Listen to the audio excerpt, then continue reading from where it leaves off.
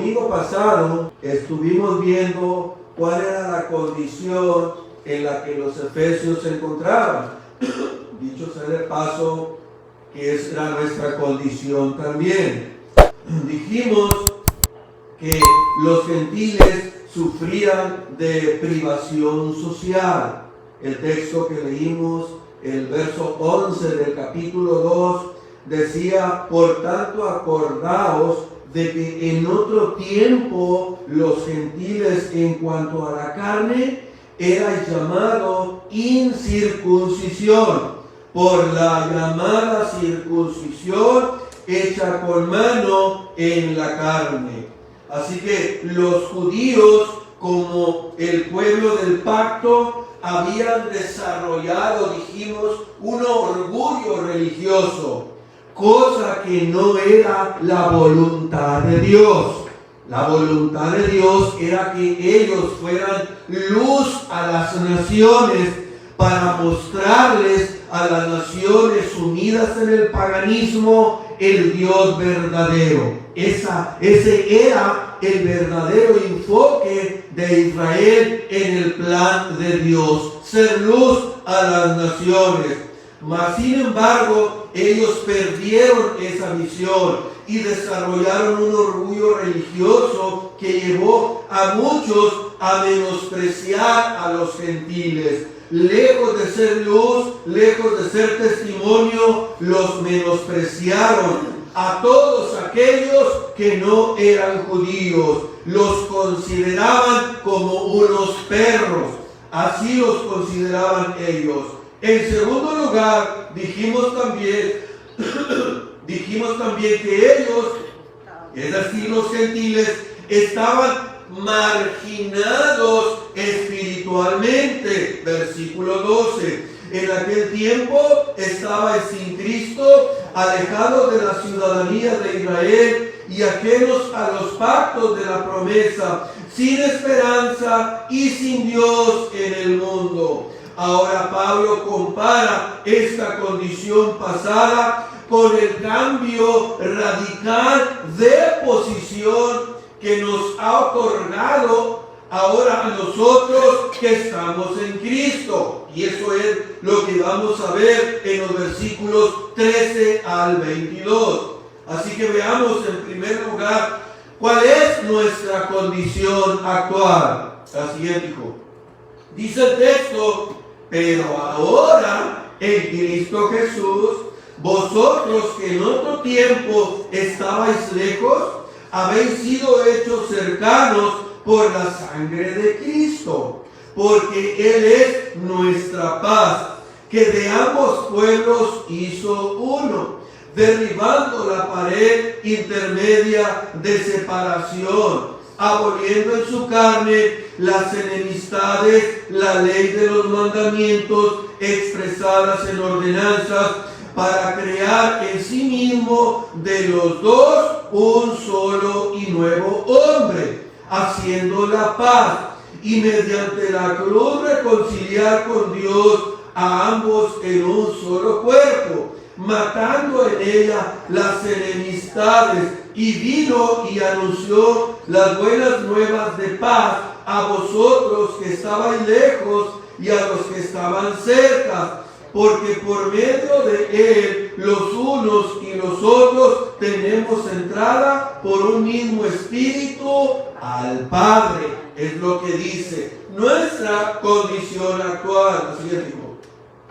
Note lo que Pablo dice. Después de darnos un panorama triste, negro, ahora Pablo pasa a decir: pero ahora en Cristo. Eso fue en el pasado, pero las cosas cambian. Pero ahora en Cristo, algo extraordinario ha ocurrido por medio del sacrificio de Cristo en la cruz del Calvario, anunciado a los judíos y a los gentiles desde el Antiguo Testamento, mis amados hermanos. Desde el Antiguo Testamento Dios había dado la promesa de que Él traería redención allá en Génesis capítulo 3, versículo 15. Y ahora Cristo ha cumplido esta obra. Judíos y gentiles hemos sido reconciliados con Dios. Hemos sido reconciliados entre sí. De modo que ahora formamos por medio de Cristo una sola nación, una sola familia, un solo templo espiritual. La siguiente, amigo. Aquí nosotros, hermanos, vamos a ver 4 cosas bien importantes que estos versículos que acabamos de leer nos enseñan. En primer lugar, dice Pablo que en Cristo formamos una sola nación, que de ambos pueblos hizo uno. Mis amados hermanos, recuerden, los gentiles estábamos lejos. Sí, estábamos lejos, sin Cristo, quien era el Mesías.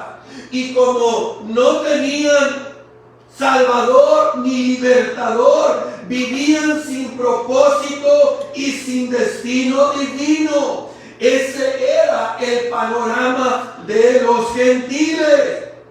Sin Cristo, alejados de la ciudadanía de Israel. Los judíos, como pueblo escogido de Dios, eran una nación cuyo rey y Señor supremo era Dios mismo. Y los beneficios de esa bendición y protección única en toda la tierra, esos eran los beneficios de Israel. Los gentiles eran ajenos a los pactos de la promesa y por eso eran incapaces de participar de los pactos divinos de Dios, en que Él prometió dar a su pueblo una tierra, un sacerdocio, un pueblo, una nación, un rey, así como el cielo y la vida eterna a todos los que creyeran en Él. Estos gentiles vivían sin esperanza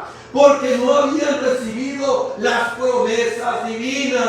Estaban sin Dios en el mundo. Así que los gentiles tenían muchos dioses falsos, pero no reconocieron al Dios verdadero porque no lo quisieron. Ese era el panorama que tenían, en el cual vivían los gentiles. Los judíos, en cambio, estaban cerca de la gloria de Dios, que moraba primero en el tabernáculo, ahora en el templo de Jerusalén. Y por medio de los profetas, ellos escuchaban continuamente la voz de Dios. Pero ahora, dice Pablo, las cosas han cambiado. En Cristo Jesús la situación ha sido transformada de manera radical. Nosotros que estábamos lejos por causa del pecado, ahora hemos sido hechos cercanos por la sangre de Cristo. Por su sangre hemos sido perdonados y reconciliados con Dios y reconciliados con aquellos que han encontrado en Cristo la misma reconciliación, sin importar de qué nacionalidad somos, color de piel o clase social. Es a esto que Pablo hace énfasis o se refiere en el versículo 14 cuando dice que Cristo es nuestra paz. Hay 3 clases de paz. Justificados pues por la fe tenemos paz para con Dios. Habla de la paz de reconciliación. Antes estábamos enemistados con Dios, pero Cristo nos ha reconciliado. Después tenemos la paz entre hermanos, que es la que Pablo está hablando aquí en el verso 14. Después tenemos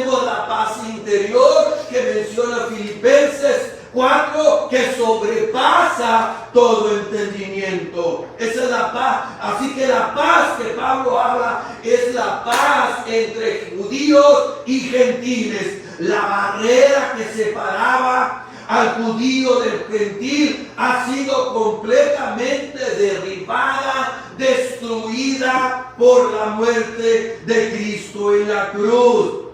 El gobierno divino del que disfrutaba Israel fue abolido, los ritos y ceremonias de la ley mosaica también. Y ahora, tanto los unos como los otros hemos sido reconciliados con el mismo Dios y Padre, mis amados hermanos.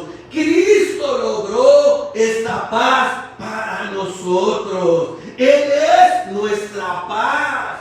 Lo que la ley de Moisés no podía lograr, mis amados, no podía hacer, ni ninguna otra religión, es logrado plenamente por nuestro bendito Salvador. Dice Pablo que de ambos pueblos, judíos y gentiles, Dios hizo uno. Dios formó con ambos pueblos una unidad. La pared intermedia de separación que nos dividía ha sido destruida. Ahora bien, ¿a qué se refiere Pablo con la pared intermedia en el verso 14? Bueno, mis amados hermanos, puede estarse refiriendo a esa pared que separaba a los judíos de los gentiles en el templo de Jerusalén. Así que en el templo de Jerusalén estaba el atrio de los gentiles, donde ellos podían acercarse y a realizar sus ofrendas.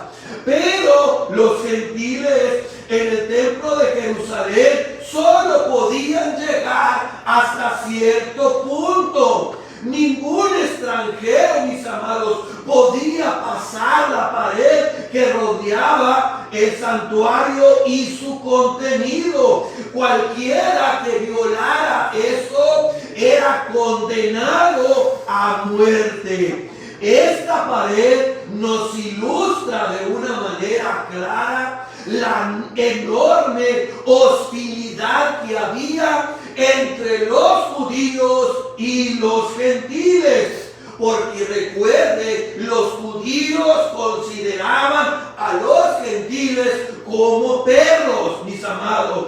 Los gentiles, por su parte, consideraban a los judíos como enemigos de la raza humana. Así que había una pared de separación entre ellos. ¿Y qué fue lo que hizo Cristo? La derribó, como dice los versos 15-16, la destruyó, la abolió, y de los dos ahora hizo uno solo.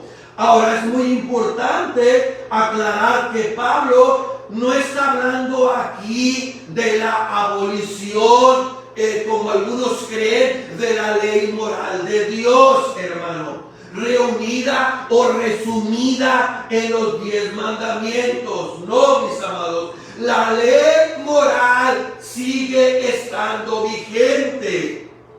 A lo que Pablo se está refiriendo aquí son a las muchas reglas y regulaciones de la ley moral, es decir, la ley ceremonial, estipulaciones tocante asuntos tales como fiestas, tipos de alimento, ofrendas, circuncisión, etcétera, etcétera. Por eso, si usted lee Hechos capítulo 15, ahí se hizo el concilio para determinar que los gentiles no tenían por qué sujetarse a la ley, ni circuncidarse, porque ya Cristo había quitado eso. Así que es a la ley ceremonial a la que Pablo se refiere, no a la ley moral.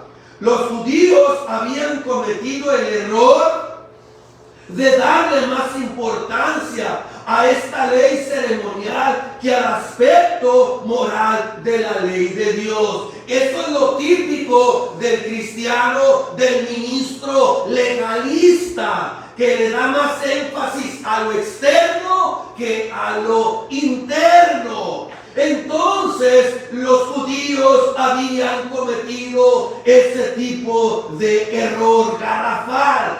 Habían agregado un sinnúmero de reglamentos y regulaciones de su propia invención, y esta ley ceremonial era la que separaba al judío gentil. Dice Mateo capítulo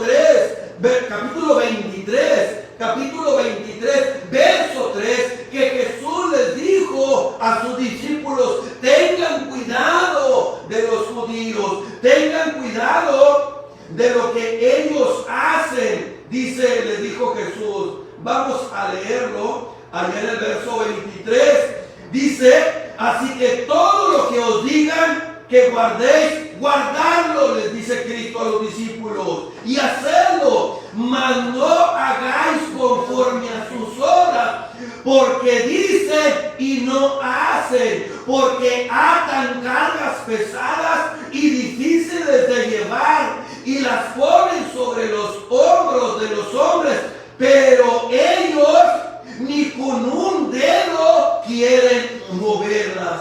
Había más de 600 mandamientos que ellos habían agregado. Ellos nomás decían hagan, pero ellos no los ponían en práctica. Por eso fue que Cristo dijo en Mateo 11:28, venid a mí todos los que estáis trabajados y cargados. Hace énfasis a todos estos mandamientos absurdos que los judíos habían implementado, que ni ellos podían hacerlo. Bueno, Cristo acabó con todo eso. Ahora en Cristo, Dios ha creado, mis amados, un solo y nuevo hombre, dice Pablo, una nueva humanidad que es la iglesia. La iglesia formada por judíos y gentiles, y tanto los unos como los otros juntos han sido ahora reconciliados con Dios. Hermanos, nosotros vivíamos en un mundo lleno de contiendas.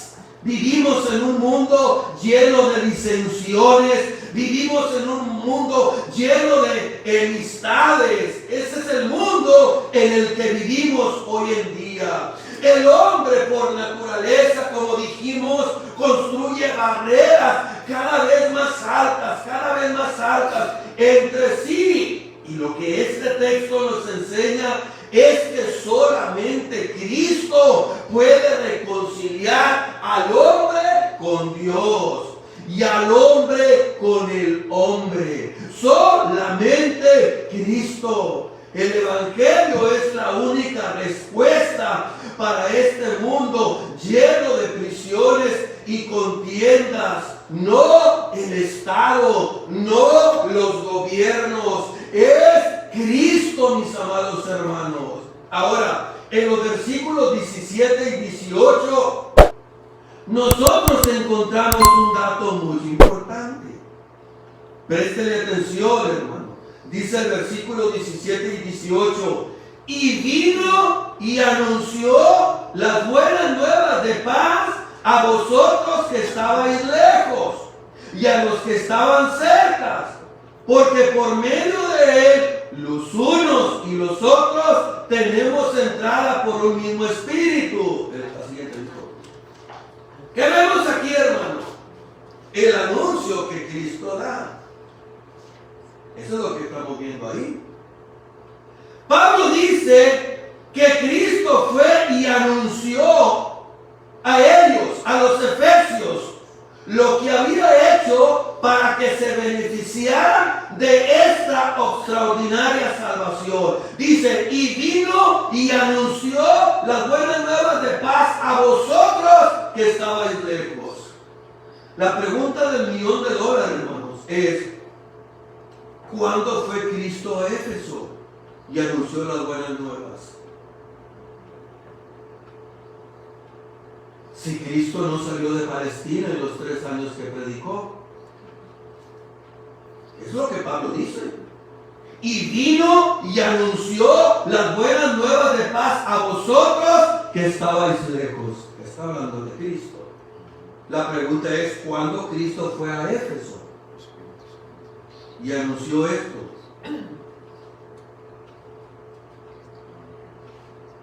Esa es la pregunta.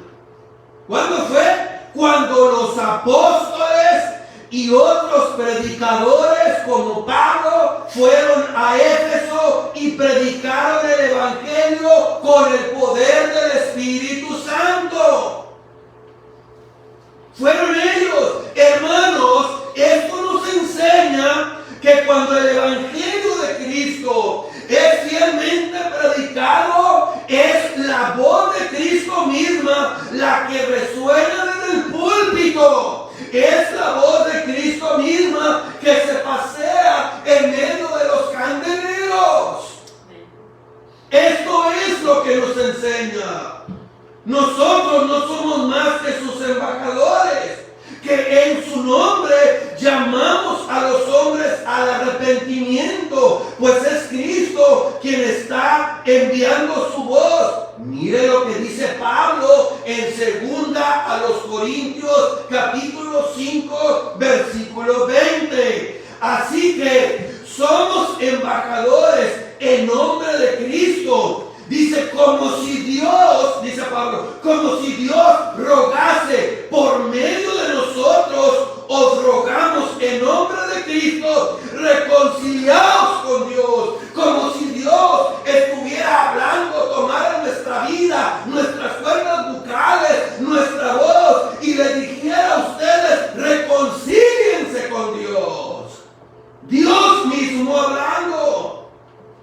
Nosotros estamos trayendo el mensaje, hermano, de un monarca, de un rey. Eso es lo que somos, simplemente embajadores, que en el nombre de Cristo proclamamos el Evangelio. Es en su nombre que llamamos a los pecadores al arrepentimiento. Es su voz la que obra en el corazón de los hombres por medio de la predicación de su palabra. Es por ello, mis amados hermanos, que quiero que hagamos conciencia. No es cualquier cosa. No es cualquier cosa lo que ocurre cada domingo en la iglesia de Cristo. No es cualquier cosa. Dios se hace presente en el culto de adoración cada día del Señor. Y la voz de su Hijo es escuchada cuando la palabra de Dios es fielmente predicada. Él se hace presente en el culto. Aquellos que rechazan el Evangelio, no crean que están rechazando al predicador, hermano, que lo trae. No, aquellos que rechazan el Evangelio están rechazando al Hijo de Dios, a Dios mismo. Mire lo que dice Lucas capítulo 10, versículo 6. El que a vosotros oye, le dice Cristo, a mí me está oyendo. No es a ti el que te está oyendo, es a mí. Y el que vosotros desecha, a mí me está desechando. Y el que me desecha a mí, desecha al que me envió, al Padre. Eso es lo que Cristo está diciendo. Hermanos, cuánta atención debemos poner nosotros a la palabra que se predica cada domingo, a la palabra de Dios.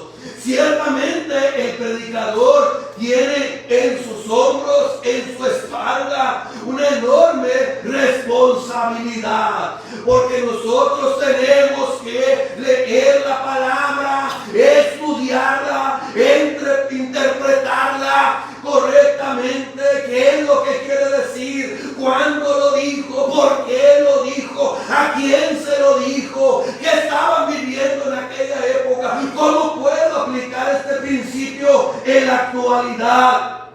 Tenemos que hacer eso. y luego traspasar fielmente la mente de Cristo, lo que Cristo está diciendo a la iglesia. ¿De qué manera? A través de la predicación de su palabra. Esa es una enorme responsabilidad. Pero aquellos que escuchan, como ustedes, tienen también una enorme responsabilidad cuando esta palabra es fielmente expuesta. ¿Cuál es? Atender a esa predicación como si fuera la misma voz de Cristo, la voz de Cristo. Por eso, hermano, es que es tan importante para nosotros que estemos aquí cada domingo cuando la palabra de Dios es predicada. Es una falta grave, querido, grave, que un cristiano no esté en la iglesia en el día del Señor cuando la palabra de Dios es expuesta. Es una falta grave, a menos que sea por causas mayores, por una enfermedad, por un imprevisto que está fuera de su control. Entonces sí, hermano. Pero muchas veces se falta por cualquier cosa. Bueno, es una falta gravísima.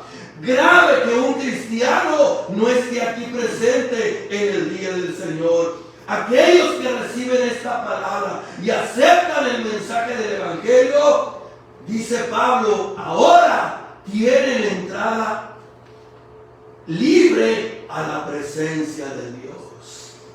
Tienen entrada libre. Pues note lo que dice el versículo 18 del capítulo 2 de Efesios. Porque por medio de él, ¿qué dice? Los unos y los otros tenemos entrada por un mismo espíritu. Ahora, esa palabra griega, entrada, es importante. Imagínese que usted va a ver al rey de Inglaterra y de repente se abren los portones del palacio y entra usted hasta donde está sentada su majestad. A ese tipo de entrada se refiere. Hace referencia a la labor que hacían algunos oficiales de la corte en aquellos días para introducir a una persona hasta la presencia del rey. Estaban los oficiales y abrían las puertas de la corte y entraba.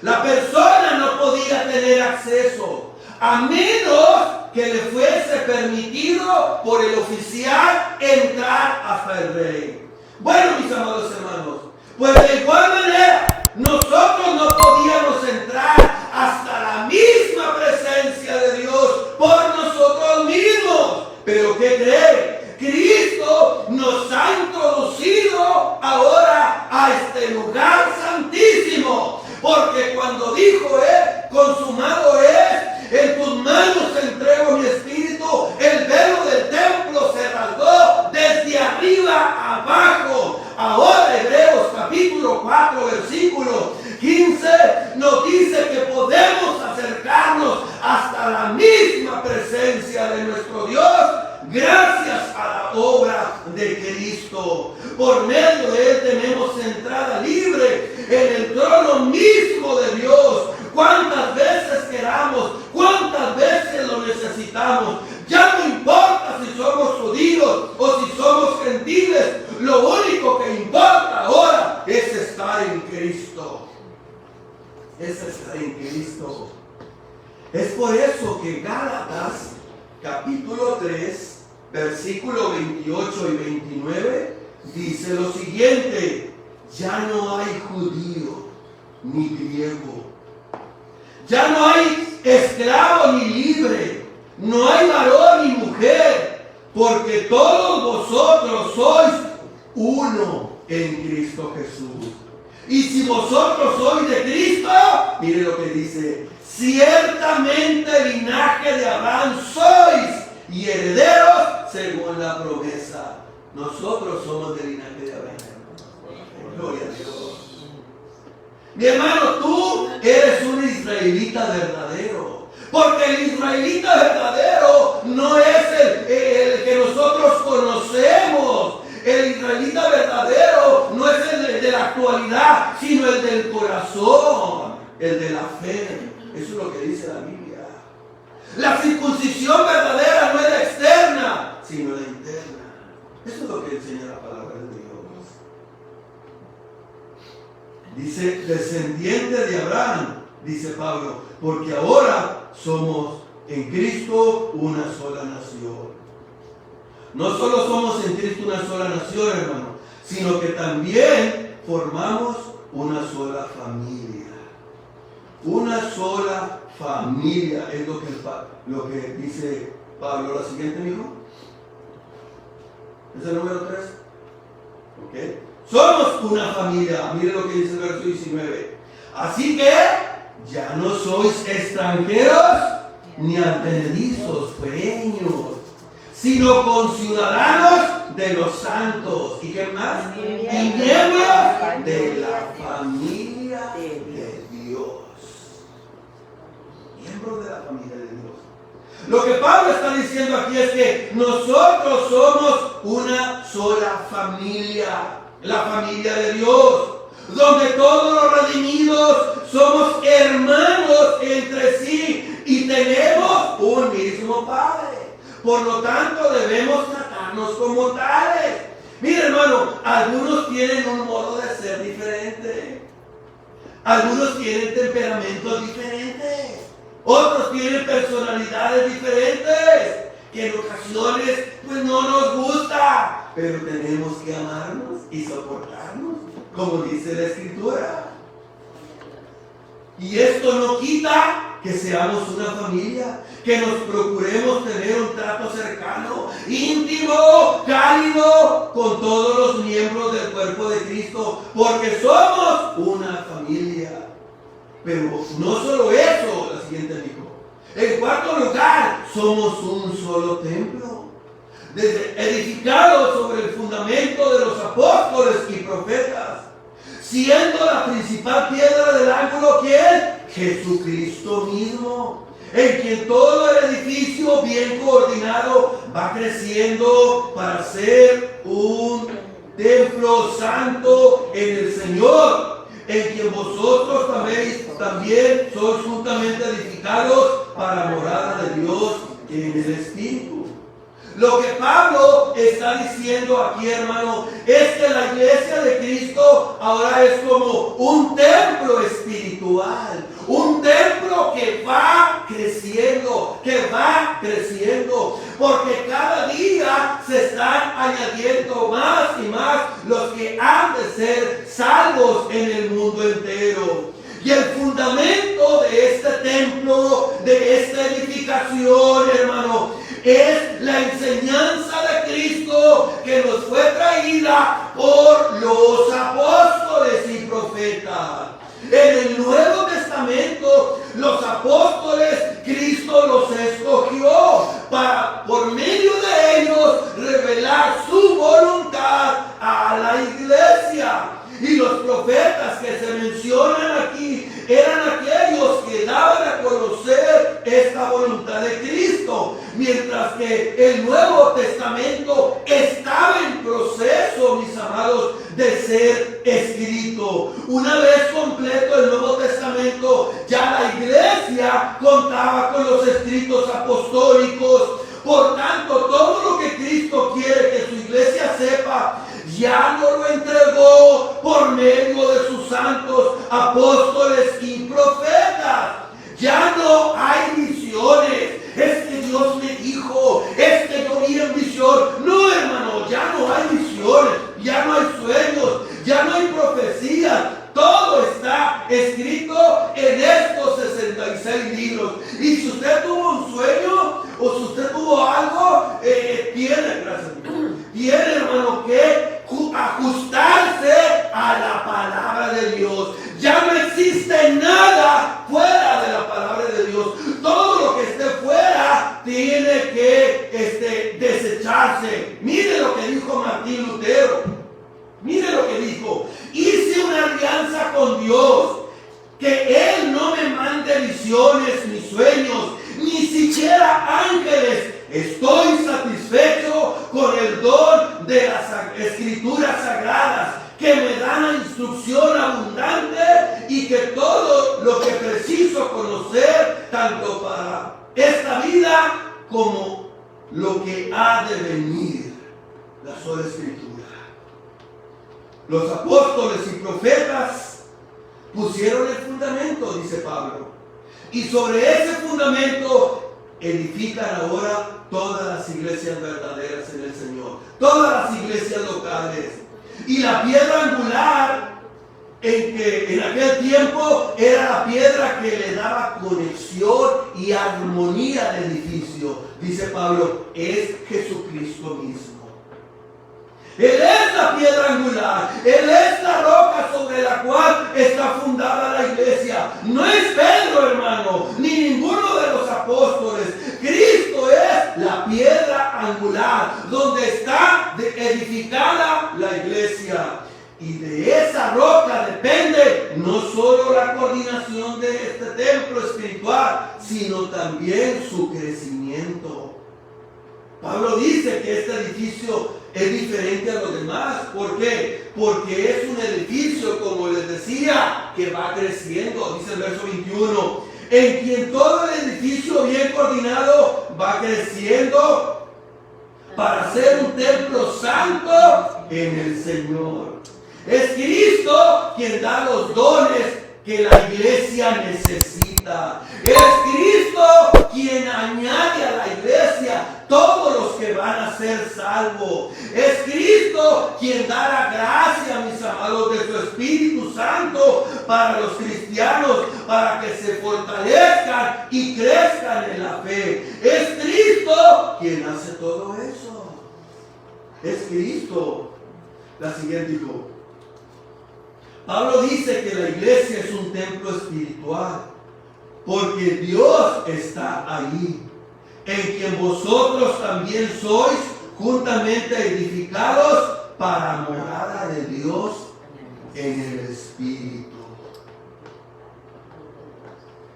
Cuando el templo de Salomón fue construido, las piedras fueron preparadas en un lugar lejos de edificación del templo. Más de 800 picapedreros estaban en la cantera. Y dice Primera de Reyes, capítulo 6, verso 7, que tú no podías oír el ruido de un martillo o un hacha o alguna otra herramienta en el sitio. Tú no podías oír eso. De la misma manera, Dios nos prepara primero y luego Él nos coloca en su edificio. Gloria a Dios. Dijo un escritor llamado Kraft: el padre hace las decisiones de la casa. El hijo la compró con su sangre preciosa y el Espíritu Santo toma posesión de ella.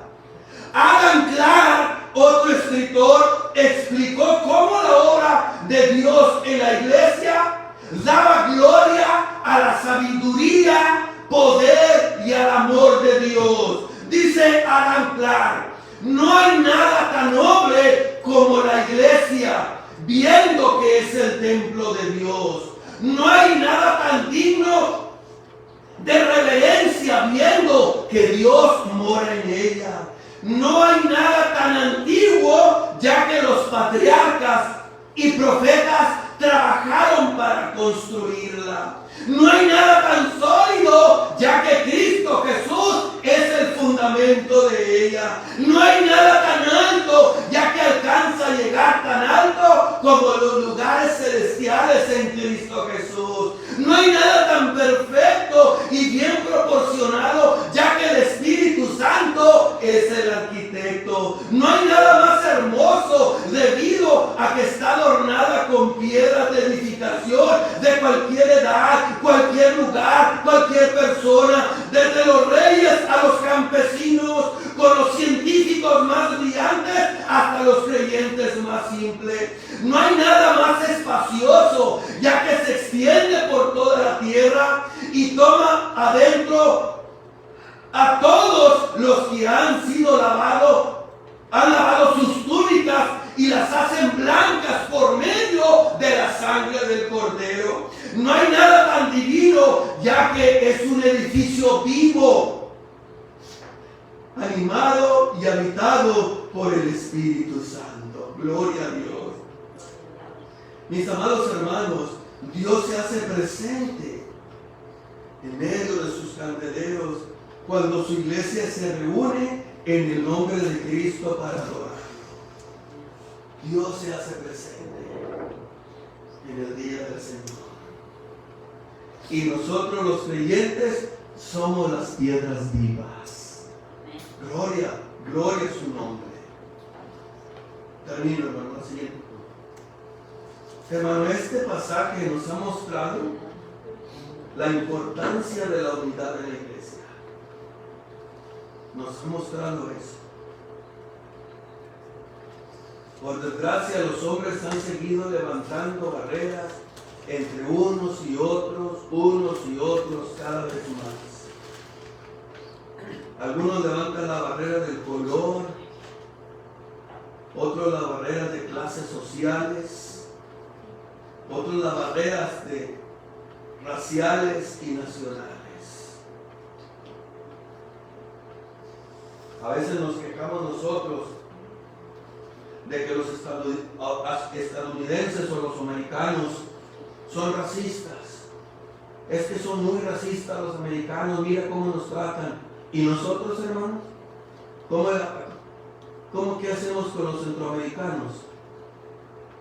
¿Usted cree que los mexicanos no son racistas con los centroamericanos, sudamericanos que vienen? También somos racistas. Pero eso no debe de ser en el pueblo de Dios.